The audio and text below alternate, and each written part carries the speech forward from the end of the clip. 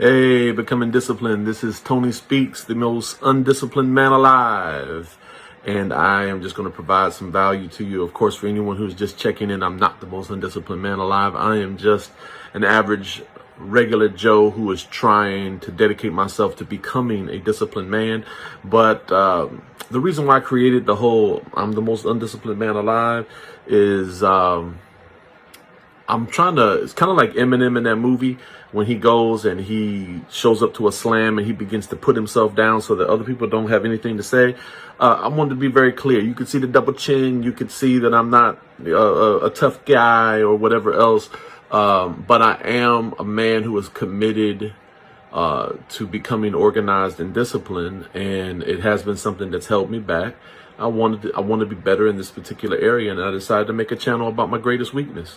So that's just a recap of where we are. And I do these videos probably around 5 times a week. And in these videos, I share some value of things that can help you. And then I just give a little progress report on how I am doing in becoming a disciplined man. So I wanted to share something with you. I have been listening to this book. It's called Discipline is the Key, I believe. And it's written by Ryan Holiday, who is a Stoic philosopher, I guess you could say. And he has a great bit on internal goals. And his point with Stoicism is don't ever create goals that are outside of your control.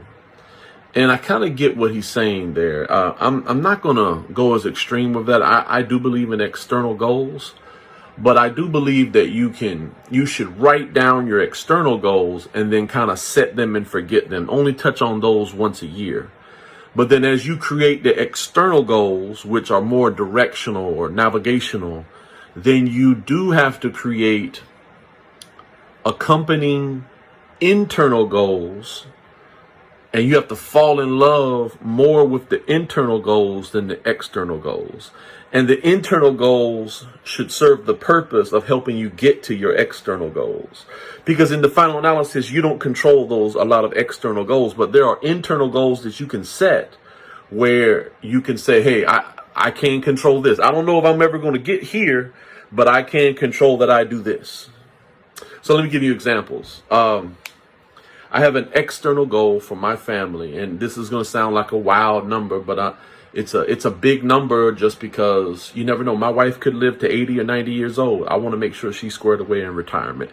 My children, let's say they don't get a scholarship. It looks like they're going to get scholarships in basketball, but let's say they don't get scholarships. I need to be able to pay for 2 college educations for my 2 beautiful little girls. And then let's say I go and live a long time. Let's say I make it to 90 or 100. You never know with medical or technological advances how long you can go. So, or what I call the Lord's grace. I have a goal for my family to make to have $3.5 million stored away. That's a goal. That's an external goal. And why do I call that an external goal? Because there's things that are way beyond my control of whether I finally get there or not. Let me give you a prime example. I'm turning on my YouTube today and I keep hearing about another Great Depression, the second Great Depression, and a deep recession. And, that could hinder me from ever getting to $3.5 million. In addition, I'm kind of counting on the United States being the United States the way it has been for the last 20, 30, 40 years in order for me to make it to $3.5 million. And then on top of that, there's some health things where, I'm living healthy now that I've started becoming disciplined. I've been healthy this last year. But as that comedian Gardell says, I'm at the midpoint of life. I've met the halftime of life, and I've lived a sloppy first half. Well, diet-wise, I've lived a sloppy first half. So I don't know if there's going to be a health issue that can stop me from getting the $3.5 million. So $3.5 million is the external goal. What's an internal goal?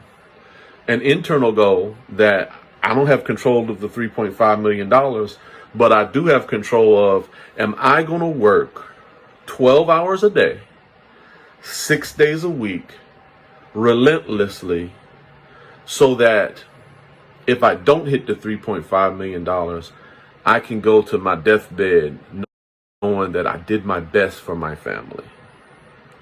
6 days a week, 12 hours a day. On business, on my not-for-profit, on everything I need to be on 12 hours a day, 6 days a week. Am I about that business? See, that's an internal goal. I have a choice of whether I'm going to stay focused for 12 hours a day. That's an internal goal. The external goal is $3.5 million. But if I stick to the internal goal, I have a better chance of making that external goal of $3.5 million. I have an external goal of my Courtney, my oldest child, my Nadia, my youngest child, and my wife, Kim, of them having happy, abundant, wonderful lives. Now, here's the thing. That's an external goal. I don't have control of that. Sometimes people make decisions that no matter how much you set them up for success, then they choose to do things that's going to make them unhappy. So that's an external goal. You can make yourself miserable with external goals because, hey, some of it's out of your control. Now, here's what I can control. I can make a vow and I can ask every day, Tony, are you doing what's best for them and not what's best for me? That's an internal goal. Every day. At the end of every day, do a rugged accountability. Did you do what was best for Courtney, Nadia, and Kim, and not what was best for yourself? That's an internal goal. I can't control whether they're going to be happy or not, but I can control, did I do what was best for them every day? And external goal. Now, I don't want to list my third external goal because it's too spiritual, and this is not a spiritual channel. But I will post that at a different time with a link so that, for those who want to go and hear my spiritual takes, you can go to, there's another website that I'll list at another time. But with that being said, you can have external goals and internal goals. I think the external goals are still important. You write them down. They're directional. Those may change because, like you said, like I'm saying, there's things that are out of your control. But like the U.S., if God forbid, but if a nuke went off in New York City, that changes how the U.S. is going to look for the next 30 years while I'm alive. So $3.5 million, I may have to change. I would have to change that. If a nuke went off in New York City and Washington, D.C., and my wife and family lived through that, I'd have to change my external goal. That's beyond my control. So you have to be careful with your external goals. My internal goals, though, nothing can stop me but me from working 12 hours a day for the rest of my life, 6 days a week. Even if I have bad health, I could work at something. I could shuffle papers. I could lick postage stamps. I could do something. So with that being said, write down your external goals, which are your big goals, things that you want to happen, but then also internalize elements of those external goals that are within your grasp, that are within your control, and focus on those. All right. Hopefully that provided you some value. With that being said, let me just share a little progress report. Here is what ain't working for me. I have hit a weight plateau.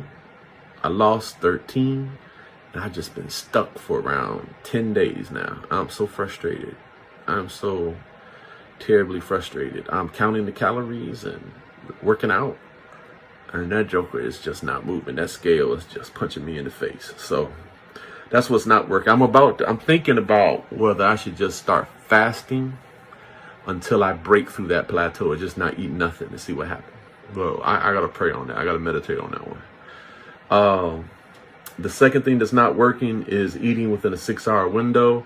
That 2,500 calories is hard to swallow within a 6-hour window, especially when you're getting other things accomplished. So I got to organize that a little bit better. And the third thing that's not working is I'm not writing 1 hour a day like I hope to. So I need to fix that as well. Here is what is working. I am counting my calories religiously and staying within 2,500 calories. I am lifting weights, if not every day, at least every other day. And while this isn't let's necessarily go, it surely did work out, and I'm really happy about it.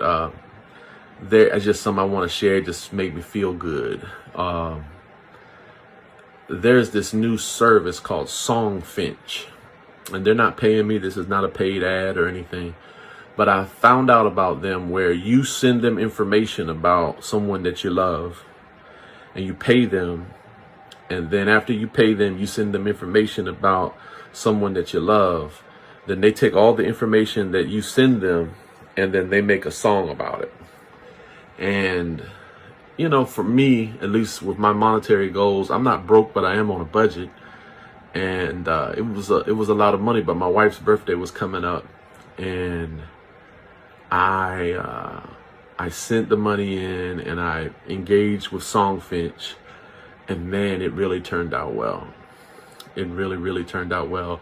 They gave us a song that we'll probably be singing for the next, that we'll be playing or listening to for the next 20 years, or until we get, until we go to heaven. So, man, it really worked out well. So even though that wasn't necessarily a goal, I will say this is that the relationships that you have with your family and your friends, that is a type of prosperity, and it requires a discipline in and of itself. And it's just not a discipline I've been focused on because that's one of the things I'm pretty strong at. That's an area I'm pretty wealthy at. My friends, my family, I have some good male friends that are my brothers in Christ, and I've got a strong relationship with my wife and children, and I've got a good relationship with the people at my church. Of course, there's always people who don't like you out there, but I'm pretty good with my internal network. So that's a discipline that I've always had. It's just that's not the discipline that people count when you go to speaking events. They're looking at your waist. They're looking at how well you comport yourself, and that's the discipline I need to work on. But there are 7 types of discipline, just like there's 7 types of wealth, and that really worked out well. That song for my wife, and I'm glad that she enjoyed it, and I think it's going to be something that we're going to keep for a long, long time. So I know it was a little off-brand. Well, some people might think it's off-brand. Not really as off-brand as you might think. I posted it on Becoming Disciplined just because it was special to us, and it is a type of discipline. How well you treat your family and how well you treat your friends, making time for friends and family. That's a discipline. That's a discipline. So I share that with you, and I hope that we added some value to you today. And thank you so much for tuning in. And I will see you in 24 or 48 hours, one of the two. I'm trying to do it every 24 hours, but I don't want to make a video at the cost of being disciplined. So these videos are important, but ensuring that I have a disciplined and structured day is even more important. So I'm shooting to make them every day, but if it's every other day, that's okay. All right, y'all have a blessed one. Have a wonderful day. And remember, write your external goals down, but then write their internal counterparts. Focus on the internal. Focus on the part you can control. You can't control the 3.5 million, but you can control how well you work. So have a blessed one now. Take care.